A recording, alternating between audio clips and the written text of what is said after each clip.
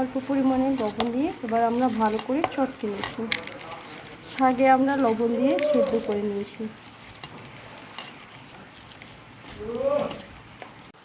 এই দেখুন আমাদের লাল শাক ছানা হয়ে গেছে। ভালো করে লাইক করবেন, কমেন্ট করবেন, শেয়ার করবেন, বেল আইকন প্রেস করে দেবেন। কিছু ভুল হলে বা কিছু জানার হলে কমেন্ট করে জানাবেন। হ্যালো বন্ধুরা, আজকে আমরা মাছ আনবো। কাতলা মাছ আছে, ভেজে দিয়েছি। চলেন আপনাদেরকে দেখাচ্ছি। আমাদের মাছ রান্না হয়ে গেছে। পেঁয়াজ কুচি দিয়েছি, শুকনো লঙ্কা দিয়ে বেটে নিয়েছে। এই দেখেন আমাদের মাছ রান্না।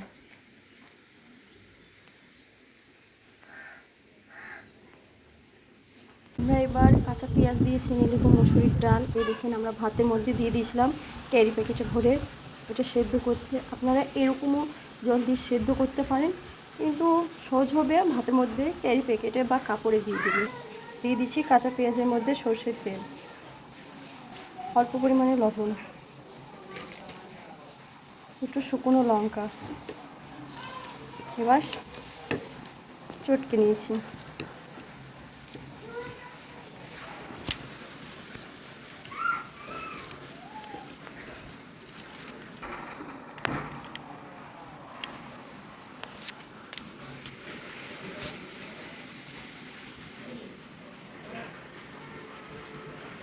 মসুরির ডাল দিয়ে দিয়েছি। এবার ভালো করে চটকে নিচ্ছি।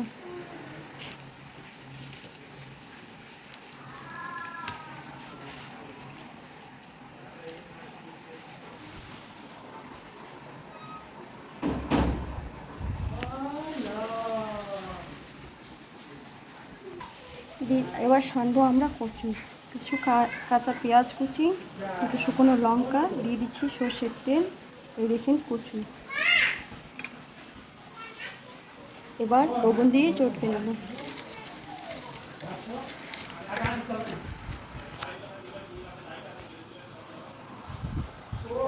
এই দেখেন কি সুন্দর লাগছে।